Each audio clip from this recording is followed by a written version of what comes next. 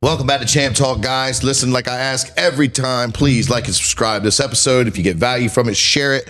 Send it to somebody who you think that would gain some insight, maybe some perspective, maybe some game, whatever. Shoot it over there. And like we ask all the podcast episodes, please, if you get value out of this, if you're ever so kind, if you want to support Champ Talk, if you want to give us some feedback, leave a review. That stuff helps us tremendously, not only get better, but also get this out to other people so that they can have the experience of Champ Talk too. My buddy Chet's back in the building with me. Chet, what it do, pimp? How you doing? So we've had a little bit of Snowmageddon over here on the Houston Shore. So bear with us today on Champ Talk. We've what did we get? What's the latest report? How many inches? Salisbury, I think average was like 10. 10 now we had the drift. Now I'm a weather geek, so we had there's drift. So some places got more, some places got less, and depending on the rain, blah blah blah. I think they said the big winter, if you want to call it that, was up in Delaware, like 20 inches. Wow. So it was pretty sick. Yeah, up in Delmar, we got a good. I mean, Tyrion was like buried in it. He was like up to like waist high. So. I missed that with my kids, but now they're at the age where they're like sitting inside. They're like, nah, screw that. We're not. Yeah, he bugged me all day to go out, and I'm like, dude, we're not going out with it coming down this heavy, and I'm just moving slow. You're moving slow, and then we got out, and as soon as we got out, I want to go back home. I'm like, oh yeah, check out this hill. We're gonna sled down here, but man, that's where we got lucky. We didn't have like the bitter cold along with it. Well, the last snow we had this year was rainy, and wet.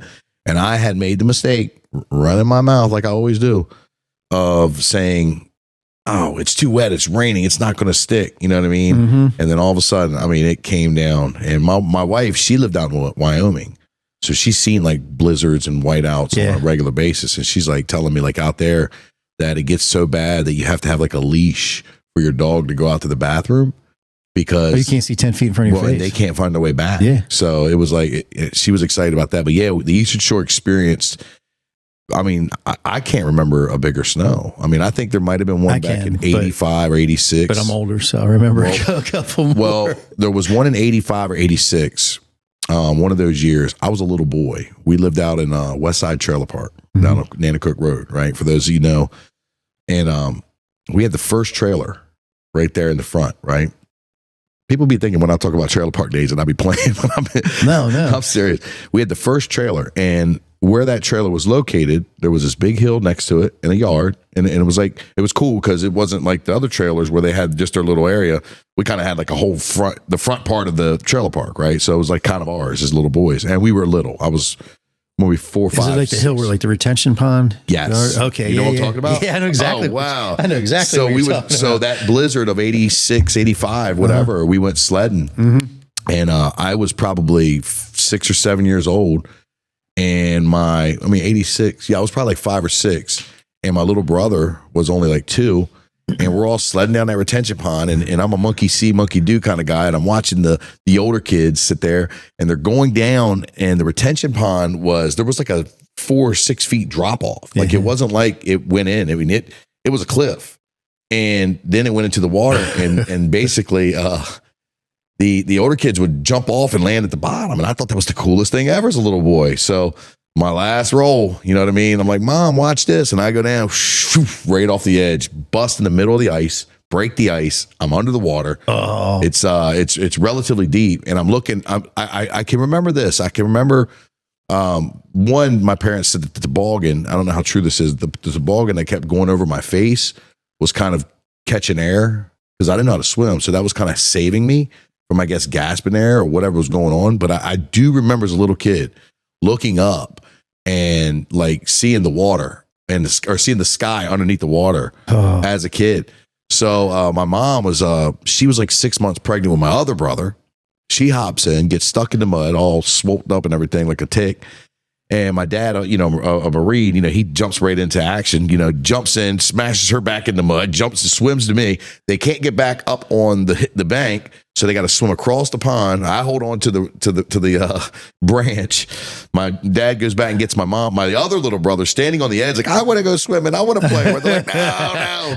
And we had to walk. It was like probably a quarter mile all the way around to the road soaking wet, freezing in the snow, back up to the trailer. That's miserable. And yeah, dude, like I'm lucky to be alive. It's scary. Dude. Yeah. Scary shit, too. And you know, my brothers are telling my brother to track with us and things like that. It was a wild thing that I experienced as a little boy. But that was the last time I can remember that, and I don't really remember it, but I was told that we had snow like what we just experienced here recently, man. Yeah, we've had a couple, but yeah, this is the first one in quite a while. My first one I remember here was when we moved from Pennsylvania, where we used to get a lot of snow. Sure. Like I remember it snowing on Mother's Day one time.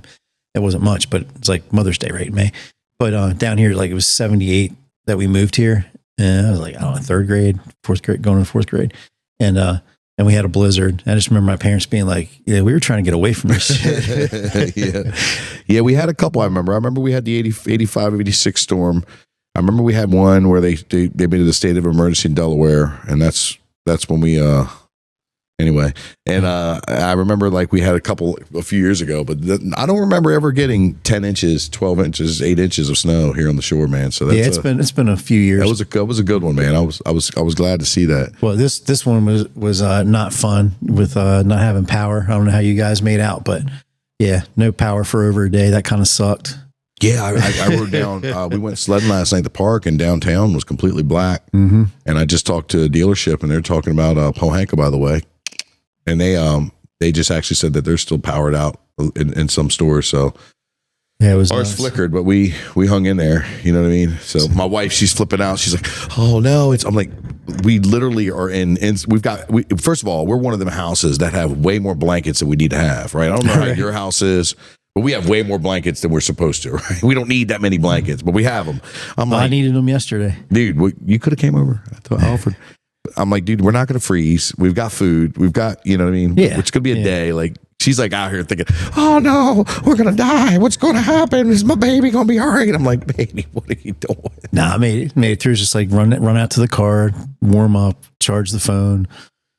Doesn't matter. There's no internet. There's no power. So just trying to grab the cell signal where you can, warming up. And it wasn't, I mean, it was because we didn't get that bitter cold like a couple of weeks ago. And like we had the wrap around. It was like bitter cold for 2 weeks or whatever. And that snow lasted for like 2 or 3 weeks too. Yeah. This is going to be gone by this weekend, but it's going to be a muddy pit out there. Well, this wasn't a Weather Channel type of champ talk. I just want you guys to know, but we're just literally fresh off of Snowmageddon. So, although Jim Cantori was out there with the thunder snow quite a bit, and just for reference perspective, like we did get a lot of snow here, but New England's getting like 30, 35, 40 inches of freaking snow. Yeah. Holy crap. Yeah. That's insane. Yeah. That's nuts. They said something about global warming. It's weird. Yeah. Well, it seemed pretty cold this year. It's not how it works, but you know. Yeah. Yeah. How's it work, Chet? Educate us. No, we ain't got time for that. How many Champ Talks episodes do you have time for? Yeah, but with that being said, you know, the gym attendance has been kind of spotty with the past couple of snowstorms. They've affected it, and how cold it's been. Here on the Eastern Shore, it's been roughly, I would say, at best, some days 25 degrees, which is not uncommon for us at this time of year, but it's not like the norm, right? Where some places they stay in the teens and the low 20s. That's not really the norm for us. For us, you know, we hover right around, you know, at this time of year, we'll stay in like 20s, 25s, but we'll get up to like 32, 34 degrees. It's actually in the evening. It's more than geek. It's warmer than that. But correct. But when we have cold, but anyway. Yeah, so and that does affect attendance, right? That does affect people showing up. We're wrapping up wrestling season for the high school kids and the local Baysides. We are wrapping up basketball season and all your winter sports, right? We're about to hit the spring sports. And, you know, basically what happens is now you're kind of starting to see, you know, that attendance being spotty and then starting to kind of peak back up with. And you've got the other extra things. You've got like the Valentine's sweetheart dances. There's all these other little things, but yeah, a lot of the sports happening and like I said, wrapping up now. Yeah, I think it's the sports and the weather that play the most. And it's funny because it you know, when you're seeing this is roughly February 24th today. Yep. So this is February 24th. When you guys see this will probably be into March, but the first week of March. But what I'm trying to say is you've taken that first wave of, this is kind of like the first wave of the New Year's resolution people kind of starting to die down a little bit, which I don't know if you've seen it, but our gym at Pure Fitness just seems to be still jamming. Well, I was going to say, I know that that's a thing, but at the same time, it's like, man, you come in here, you can't, it's like, well, I'm immediately go around back because I'm not going to find a parking space out front. At certain times of the day, it's jamming. Yeah. I mean, for good reason. Yeah. But, 100%. Great. Yeah. I mean, in the afternoons, obviously too. prime time is when, we're jamming.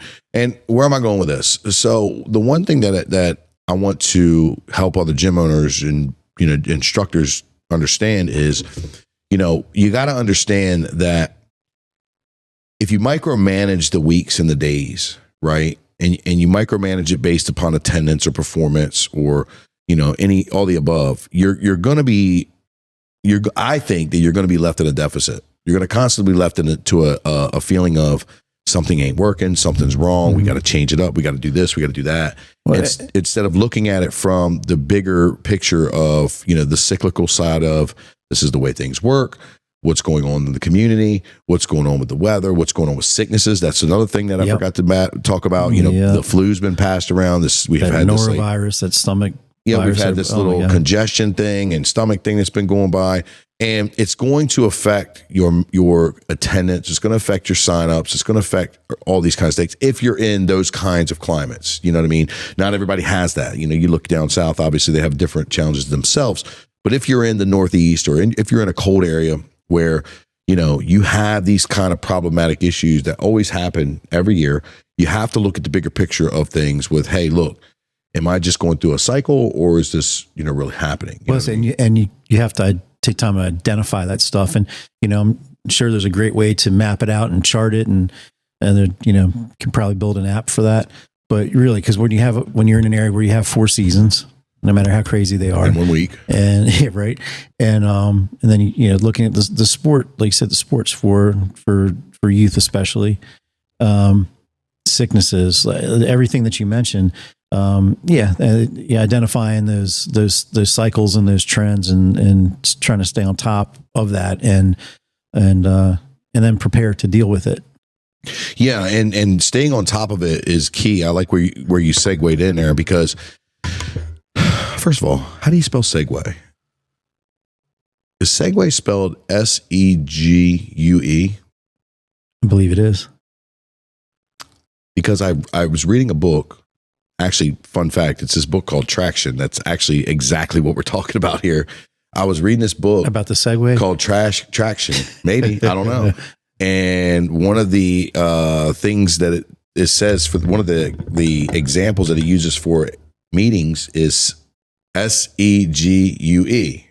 All right. Giving the box nods. Yes. Yes. Segue. Yes. Okay. I've been calling it Segui. I didn't know it. I mean, I guess segues can be kind of gooey sometimes. All right. Ease up with the dad jokes. We don't need that here on Champ Talk today. Damn it. It's bad enough you got a village idiot trying to tell you what segue is. So anyway, so much better if it was S-E-G-W-A-Y. Yo, can you imagine trying to learn an English language? Anyway, I was looking at it. I was like, Segui? And why didn't I just pick up my phone and look up the word? I don't know. I'm sitting on the toilet as I read with my phone sitting right next to me. It could have been real easy if I was a normal reader and said, what's this word I'm repeating 500 times? But anyway, I digress. So I like the way you segued there because keeping track and keeping data is important. And one thing I learned with the Maryland and Delaware group when I was working over there with those guys is you really need about 90 days to 6 months of data before you really start picking apart your process. Oh, before you can even really touch it intelligently. Correct. With some kind of educated. Correct. Yeah. You really need to look at the trends of data. That's why, like in the gym world, the MMA world, right? The combat sport, excuse me, it is critical that you are keeping track of everything. If you're running a business, a lot of these principles that we relay back to other people when it comes to business, and I'm not trying to act like I'm some sort of Fortune 500 guy. I've been in business for 10 years, 11, going on 11. If you count my previous life, I was in business for about, for longer, for 30. But I've spent a lot of time trying to get better. I want to get better at everything that I do, right? I want to be a better leader. I want to be a better instructor. I want to be a better martial artist. I want to be a better business owner. I want to be a better entrepreneur. I want to be better in everything. Father, everything.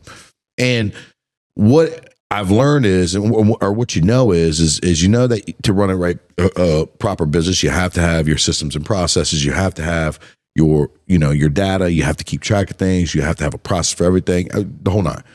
And what most people do, and I did this myself in the beginning, is most people, especially in the combat sports gym world, or even just in the gym world, period, is they take all of these concepts and ideas that they'll be taught and they'll say, well, that doesn't apply for my business. Well, that doesn't apply to me, right? Because a lot of people minimize who they are and the work that they do, right? Like, it's a lot. It takes a lot to go out here and take the risk of a business owner, right? I don't care what anybody says. I don't care how small or how big your business is. It's a kill or be killed world. You hunt what you eat. You have to put out all the money, all the licenses, all the schoolings, all the equipment, all the risk, all of everything in the beginning, right? To go out here and just make a living and do it for yourself. And people don't realize this. People might be, employees might not realize this, but especially the business owner who's doing this. They don't realize that, like, you can't minimize who you are and what you're doing as an entrepreneur. You have to look at it from a, holy shit, like, I'm actually an entrepreneur. I don't care how many of them there are. I don't care what the magnitude of your business is. It still takes a lot of kahunas to do that, right? And guess what? If Chet, as one of my employees, makes a horrible, horrible decision and goes out here and says something really horrible while he's wearing the SPY logo, while he is saying, working behind the counter, working on the phone, or wherever he's at, and he does something that is completely unforgivable, so to speak. Unprofessional, unforgivable, irresponsible, all the above. That is a direct reflect on me and my business. That has nothing to do with Chet. In the end of at the grand scheme of things. And I could be just quickly and easy saying, oh, well, Chet said this and he had a bad day and, he's a XYZ. That's why he's this way, whatever. I could point the finger all day long. But at the end of the day, that was one of the SBY MMA and fitness employees under the Branden Hudson leadership. It goes down. Under the core values, under the. Yep. So at the end of the day, you know what I mean? Employees won't understand that. Business owners don't understand. It all falls back on the business owner. And why is it important to have systems and processes and organizational charts and know your data? Is so that you can make educated decisions when the heat comes, when you start seeing trends, when you start seeing a decline. Or when you get tripped up thinking that you know what's coming and then it doesn't happen exactly that way.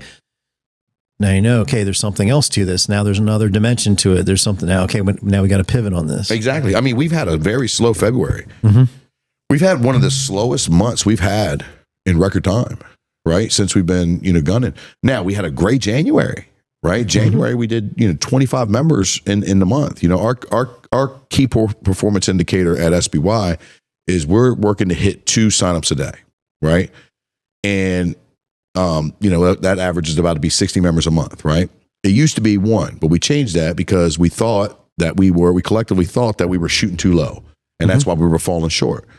And January's always been, for us, oddly enough, we don't get that New Year's rush, right? Because we're located in Pure Fitness. A lot of people come through Pure Fitness and they see our, stuff upstairs and they're like, I got to get in shape to do that, right? Or whatever the case may be. They might not have known about us. So we didn't hit the 2, but we also had a really good closing ratio. Yes, we had 88% closing ratio. Yes, we did. Pretty sick for any business. That's insane. Absolutely. I'm glad you brought that up. So, when we're looking at what we're doing in regards to numbers wise, we wouldn't known about that January had we not looked at the Januaries prior to. Correct. This was the first January that I think that we finally got the New Year's resolution people coming in. And not only that month, but the month before, the month after, because you have to look at all of that, which we do. Again, back to the 90 days thing. So not just that month or those weeks, but surrounding it specifically, because it does tell a little bit better story. You're 100% right about that. Like, you're able to see the trends better looking at what the prior month did and things like that, prior year did, prior quarter, and then again, taking in consideration, oh, everyone's been sick. Oh, it's been freezing cold outside. Oh, this is a blizzard. I got the, So, that gives you an idea. Now, February has not been so good. And usually trending Februarys are jamming. Usually Februarys, we're like, holy crap, it's knocking out of the park. Now, obviously, it's picked up this past week. And so, I was going to say, and one of the things that we do notice in our trends is that at the end of the months, when we're slow, we usually jam off for some reason. Don't know why, but we have the data to think, to look at it. But long story short, you know what I mean? We could be freaking out right now because we've only had, 7 or 9 signups this month when we should be at the point of, almost 24 or actually 48, to be honest with you. If you go by the new KPI, we could be freaking out. Oh my God, what's going on? What are we doing differently? What should we be changing? And that's where a lot of business owners make a mistake and they start changing things up based upon that micromanaged 1 or 2 trends that they're seeing that might not even be their fault. Right. Sometimes you do have to stay the course and be like, okay, we've looking at this is a little bit off, but if you turn things, completely upside down in that freak out panic mode, then you're missing things. So you might be doing things that don't work at all, or things that you think might work better, like just kind of scrambling. It's like, get through it and see. And we saw that last week where, I don't remember the last time I had to call Owen somewhere else in the gym, be like, dude, I need you up here. Yeah. Right now, because we had literally 3 families walk in at one time. And then another one, when he came in behind them, and it was like, 2, 3, 4, 6 kids. It was like all the trial classes that we were looking for. Right. And they all showed up at that day. Yeah. Within 10 minutes. Yep. It was nuts. So, but then you can look at it and go, okay, well, here they come. They didn't show up the first week of February, but here they are. Mm-hmm. So, and then, winter doldrums are a thing, like we talked about, and the other things, the cold, this and that. Face it, it's still dark outside. People get off work. It's easy to go home. It's dark, sit on the sofa for 5 minutes. Man, it's freezing out. I've worked all day. Mm-hmm. It's easy to sit there and not make your way in. I'll sign up and I'll to push back on that. I just think that's where you show value in the sales process. I think, and that's another good point there. You know what I mean? Yes, that's absolutely correct. And you're only going to get with so much, but I think that's where you really show sense of urgency and value in the sales process where you're talking to people. And I want to talk about that as well, because, our sales guy, Owen, who's doing a phenomenal job, he called me multiple times a month. And I'm one of those bosses where I'll be like, I'm always pushing, I'm pushing, but I'm pushing like gently and softly, but I'm also pushing. So, coming from me when I talk a bunch of shit and I'll be like, man, I'll walk up to Owen, I'm like, you gonna sell anything today, dude? Like, are you even a good salesman? And this is again my best friend of 40 years, and that's how our culture is. You got 5 trial classes coming. That's great, man. You're doing your job. How come you're not 10? Right. That's how our culture is. Look, dude, I tell you, everybody, if you are thin-skinned, don't come up in here. You know what I mean? And I've pissed my guys off a couple of times, and they've pissed me off. So it's definitely it definitely can get a little too far at times. You know what I mean? And whether that's a good culture or not, that's for you and your business to make a decision on that. For us, I think it works. You know what I mean? Yeah. And if it doesn't work, and then we'd have to talk about something else. Anywho, but it's funny, man. I'll give these guys shit. I'll give Owen shit all the time. I'll be like, you gonna sign anything up, man? Like, what are you doing here? And he was really struggling multiple times this month with imposter syndrome, and with hey man, what am I doing wrong? And this is the first time he's seen a lack of success, or a dip in success, I should say. Mm-hmm. And it's like, dude, it's the process, right? Like, you got to just understand, it's not the results, it's the process. Just keep doing what you're doing. We don't have enough data to look at to see if you're the worst salesperson ever. We don't have enough data to see if we need to change our process or change our pricing structure or whatever. It's just a bump. It's just a little hiccup. And to where he's doing sales and he's talking to people on the phone or communicating, however, text, email. It's like, what do they say? You can't say the right thing to the wrong person and the wrong thing to the right person. True. So it's like, dude, you're saying, and he's not in robot mode, because he genuinely asks people to find out, like, well, what is your goal? What is your goal? What is your motivation? Is it, why do you want to take this specific? We got something for that. and really digs a little deeper than just like, hey, come on in, take your 3 classes and we'll sign you We'll up. teach you how to fight. I mean, he really gets a little granular with them and to find out what their wants and needs are, and lets them know, how we can help before they even set foot here. So he does that very, very well. But at the same time, it's like, it's not an immediate thing. It's not like somebody's going out deciding where they're going to go get a hamburger. Yeah. Well, the thing about imposter syndrome, Chet, that I heard today, the thing about imposter syndrome and that people struggle with so much is imposter syndrome is so much centered on yourself. Am I doing a good job? Am I doing this? Am I the person? And, anytime that you're in sales or anytime that you're in a service-based industry or even product-based, if you're delivering the information, is you have to think about the other people. I know when I speak on stage, I can get sometimes in my head a little bit and I'm like, man, dude, I really don't want to fuck up. You know what I mean? Holy shit, I'm talking next to this guy. Excuse me. I'm talking after this guy. Like, how am I going to hold that guy's jock strap? You know what I mean? And I always bring myself back to center because I'm always like, it's not about me. No one really cares about what I'm saying to a degree. It's about that one person in the audience that I can affect, or that one person in the crowd that takes value from what I say. That one, that one person that's listening to Champ Talk right now, that we say the right words and all of a sudden it gives them value and gives them some sort of perspective to change their trajectory of their lives. And, I had to a couple of times talk Owen off the ledge because this is the first time he's seen a dip in his business. And, he's taking it to heart. Like, dude, we got a long way to go, bucko. You know what I mean? Like, we got a long way to go before we see this. And we have seen this certain months. We do struggle with this, with hitting that KPI. And it's just a part of it. But we've talked about a lot of this to death. I really want to give our listeners some things to walk away with that they can take and apply to their business, apply to their gym. So, what would you say, off the rip, you know what I mean? What would you do and say based upon your process that would help them start getting a handle on these? What actionable items can they take away right now?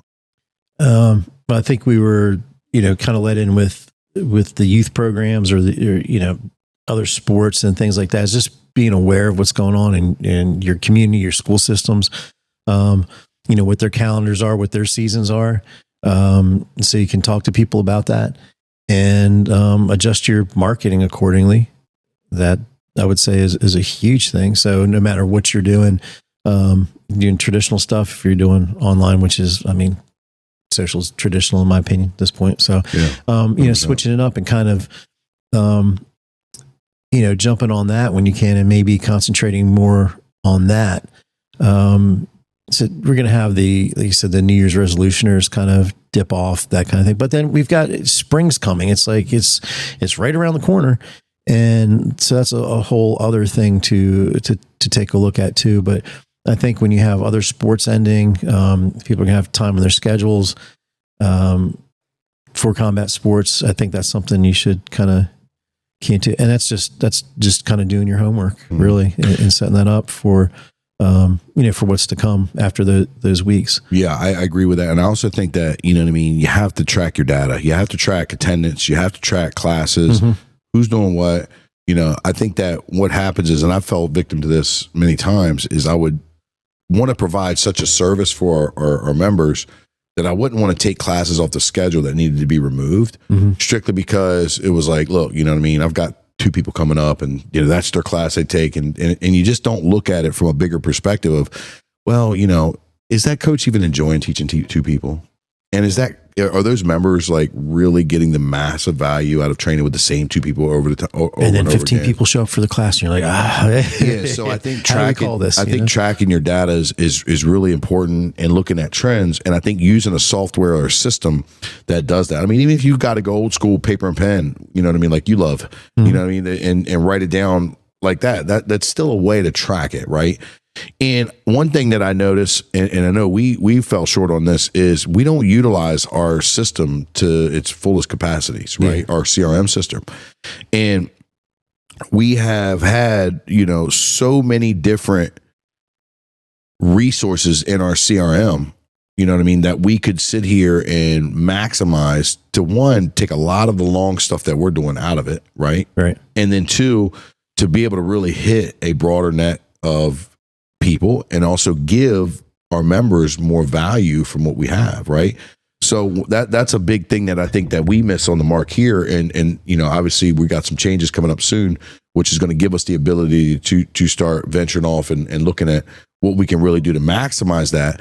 But I think one of the things that, you know, if there was any takeaway is get into your CRM, get into your system. I know that the gym people are, you know, more clanging and banging and doing more instruction and more of the hands-on.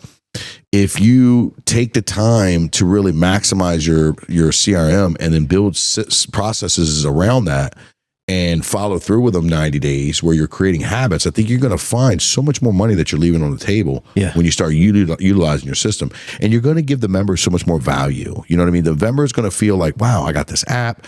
I could track my this. I could track that. I could see how many times I've done that. You know what I mean? And now the member is starting to be in real time able to look at their results and seeing that it's really just a math equation when it comes to your fitness, your skill development. You know, if you put in X amount of classes and X amount of hours in a week, and you do that X amount of times a week, and you do that X amount of times a month, you know what I mean, versus year, you're going to find success. You're going to find, you know, improvement, whether it be losing weight, building muscle, getting your blue belt, black belt, whatever the case may be.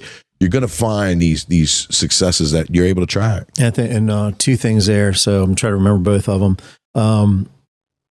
The first one would be, and again, this goes back to communication and having the conversations. And some of them are tougher conversations than others. But I remember talking to a young lady a couple weeks ago, and you know, did the trial classes, and then you know, you like this, and you know, something you want to do, blah blah blah. And she said, well, it's expensive. I was like, compared to what? She blank stare. She's like, well, I mean, you know, it's a lot. I said, I understand. I said, college student, maybe, you know, trying to balance your work and pay your bills, and that's how I get it. But, and then you just then started breaking it down for her. It's like, yeah, well, do you like to go out? Yeah, I like to do this and that. So, you know, by the end of it, it's like, well, what did you break down? Let's give our audience a little bit more. Break down, like, you know, and without being too, but doing it in a fun way. You know, you like to go out. Okay. So you go out. What do you go out? Thursday night, thirsty Thursday. Yeah. I was like, where do you go? Okay. So you probably spend X amount. Yeah. But you know, I don't go every week. Yeah. Okay. Well, that's good. That's good. And so what about Saturday, Sunday? Do anything? Yeah. And Sundays, you know, this is, you know, you got some kind of game going on with the school, and you guys are, you know, you're pre-gaming, you go to the game, you're post-game. That's all. So you start breaking it down in terms for people like that, and then you see the lights go off. Like, yeah, you're right. Yeah, I usually like to break it down for people as well with how much they DoorDash or eat out. That's a big one. It's like, hey, look, you know, have you considered how much you spend, you know, eating breakfast, lunch, or lunch and dinner, lunch and dinner, or breakfast and lunch, or, you know, how many times you eat out, you know what I mean? Well, let's look at that, you know, and how many streaming subscriptions do you have? Yeah. I mean, there's all just situational. Yeah. 100%. But if you don't, you know, open up the conversation, it could always end with, well, I don't have the money. It's too expensive. Well, you definitely got to make sure that people understand, and you're right about that, is the investment side of it and why this is an investment in yourself. Right. And, you know, the thing about going to the gym, whether it be a combat sports gym or traditional gym or whatever, is that you have to understand that it's got to start to become a part of your, identity to a degree. You know, like, I think that if you're looking at long-term health and you're looking at long-term mental health, physical health, injury prevention, sickness prevention, disease prevention, all the above, it's important that you understand that you have to make the gym a part, just like your gym. The gym has to be just like if you're paying your insurance a month. Or if you're paying your health insurance every month, right, only to, you know, sit around and not stay active, then you're literally doing the exact opposite of what you could be doing if you were just paying a gym membership or a personal trainer or one-on-one or whatever the case may be, and meeting that obligation. It has to become something that is a part of your everyday life, not this like sporadic thing. You can have sporadic, waves where you're a little bit on it and you're trying to get your summer body, or maybe you're trying to compete for a competition or whatever. But if you're just dipping up and down with not taking it serious, and I don't care who you are, I don't care what, there is plenty to do. Even if it's riding a fucking bike for 35 minutes a day, it's better than doing nothing. But that is going to save you money in the end, in the long-term scheme, than doing that right now. You know what I mean? Yeah. And it's also to, to use the college student situation too, is, you went and tried to get the best grades you could. You went and visited schools and you settled on one, whether you're paying for everything or your parents are paying or you get scholarships, but you did everything to get into that school, to pay and you're paying something at some point. And whether it's time, whether it's money, is it different here? You're paying for a nice facility. You're paying for years and years of collective knowledge.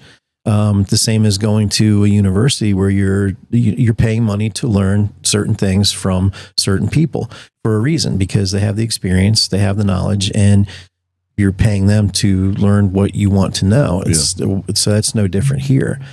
And you're getting a lot of other benefits too. So, I think that's, that again, it's, sometimes you have to have those conversations. Yeah. And you got to be careful, not you, just everyone. And you have to be careful how you come across. It's got to be value driven. You have to explain and sense the urgency of value. I think one of the biggest thing that martial arts schools made the mistakes on is, they put so much emphasis on, if you're attacked, what if you're attacked? What if you're attacked? Yes, that's a real thing. And absolutely, you need to learn how to defend yourself. But as you can see with us, with all of the members that we have, the 400 plus members that we have, they're not worried about being attacked. It's probably on their mind. It's some degree. It's probably in the priority chart to some degree. But they don't come here to worry about being attacked. They come here for the fitness aspect. They're coming here for the camaraderie. They're coming here for, new community. They're coming here to the mental health. all the things that we can go on and we have gone on and belabored. That's why they're really coming in here. You know what I mean? And granted, yes, learning how to defend yourself and learning how to fight and all that stuff is absolute priority. Like, we all need to know how to do that, especially as crazy as the world is nowadays. But that's not the main motivation for a lot of people signing up to a gym. And I think that when the martial arts guys come off or gals come off like, you got to learn how to defend yourself and know what you do in this kind of situation. I'm like, dude, you're scaring the shit out of me. And I have 5 black belts in every discipline, and I've, not like that. Too much, bro. Too much. But explaining the best way to explain value is personal testimony. Personal testimony. Relatable, recency biasness, relatable information from somebody that you have, like, you can always say, hey man, well, do you know such and such, man? Jan has been sitting here. She went through the same thing. She had this, now she's doing all these great things. You know what I mean? And that gives people a better sense of urgency and sense of value. Like, what, this is my place. And also existing members too are huge, because they're here for we got people that are here every day. Like, I show up here, it doesn't matter. Like, they're here. And when new people come in, they, they're very friendly. They make fast friends. And I don't think I've ever seen any place that has, the accountability partners, the training partners, so fast and so solid. Yeah. I agree with that. They're welcome with open arms. They just take, and it's not like, it's nothing forced. They're like, they just want to tell them how much they love it and what their experience is. And, I'm, going to say it, don't tell Owen, but, sometimes that's what locks it in a lot of times too. Yes, the coaches do a great job. You introduce them and a phenomenal class, but a lot of times it is that, the expert from afar kind of situation where they've been here a while and they're like, oh, they just latch onto him. Like, you're going to love this. The next thing you know, that's they're signing up and they're in there hanging out with those people. Our guy Emmanuel, he talks about that a lot. He's like, dude, these people are coming to me asking me for advice. I'm like, I'm not the coach. I'm still learning myself. He said, well, I do know how to wrap your wrists, and and so it's pretty cool to watch that factor. And I think that just comes from the leadership. But hey, I'm going to be here tomorrow at noon if you want to come in. And then they're there. And I push everybody. I'm like, dude, why do we have a new person in our class and no one's introduced himself? Like, don't you all remember how awkward and weird you was when you first started? Like, bro, this is your chance to get a training partner. So anyway, I've seen the kids do it a lot too. Well, I really push them. You push them, but I've also seen them do it on their own, which is one of the coolest things. I mean, adults, I expect them to be welcome. I just expect that from adults. But for kids, they're just running around, right? Yeah. I mean, but somebody new comes out there, and again, it's just like very, very, very cool thing. Yeah, it really is. One last thing, and this was the second thing, so I don't forget it, was again that communication, scheduling. A lot of times, and people, if you don't explain it to them, let them know. Like, we try to have as many classes as possible that are open on the schedule, and we have this on the weekend. Mm-hmm. And they're like, well, so and so's doing this, and they might only be able to get to these classes, and that's fine. Sometimes you have to have, because they'll just look at it, what's in black and white on the schedule, and go, I don't think we can do that. If you let them know, we have this, these things going on every day. You can make it here and do this. So a lot of times it's just kind of cracking that too, if that makes sense. Or, well, they won't be able to come in that's fine. We can work with you on things, because we'd rather have you here as much as you can be versus not here at all. So sometimes you got to talk to them about these simple things of scheduling. I totally agree. So you have a couple of takeaways, you know what I mean? One, again, track your data. Make sure that you've got a system that you're maximizing and that you're looking at this. Don't freak out when you have a little dip. Don't micromanage it. Use trends, use data. Give it 90 days, 60 days, or whatever have you to be able to look at that. Maybe pivot on your marketing, like Chet said. Maybe look at, conditions and things that could happen in the area, whether you're in a place where you have a lot of vacationing or a lot of weather conditions or whatever. And then again, explain that urgency when you're talking to your members, the value and the urgency when you're talking to new recruits, I should say prospects. Hey, look, this is what we do here. This is where you can get, we've got, XYZ person that has had the ability to do exactly what you're looking for, and they've found success. Here's another example, bop, bop, bop. And then, obviously the inviting culture and inviting open arms of the members to the other members. That starts from the top down. So you have to run your culture and your ship like that. There's a lot of gyms out there that are cliquey, that are standoffish, that, sink or swims type of mentality. And I don't think that you're going to be able to retain many members doing that way. That might work for a gym that's, world champions and trying to, compete a lot. That might work for a gym that doesn't want to gain that bit much traction. Let's not bullshit it. Every gym wants more members. Every gym wants new members, and every gym wants to make money. So I think that comes from the top down, and ultimately scheduling. You know what I mean? Scheduling, you're making people aware of what the schedules will look like and what that looks like in the classes, and what the classes consist of, who's in there, and so on and so forth. I think they're all good key factors and points that's going to help you guys be able to run a better gym, better ship, and ultimately, have more value for your members and make more money. So. Well, Chet, thanks for coming in again, man. I love our once a month conversation, and we talk gym stuff, get a little nerded out on it, but I think it's very needed. And guys, again, we ask that you all always please leave us a review, like and subscribe to any platform, all platforms, and send this to somebody who you think would get value from this. Again, we don't take any sponsorship money. We do this for free. We want to just continue to provide value for the people that are listening, and more to come. So again, all of that helps get us recognized. But until next time, guys, what are you doing today to become a champion?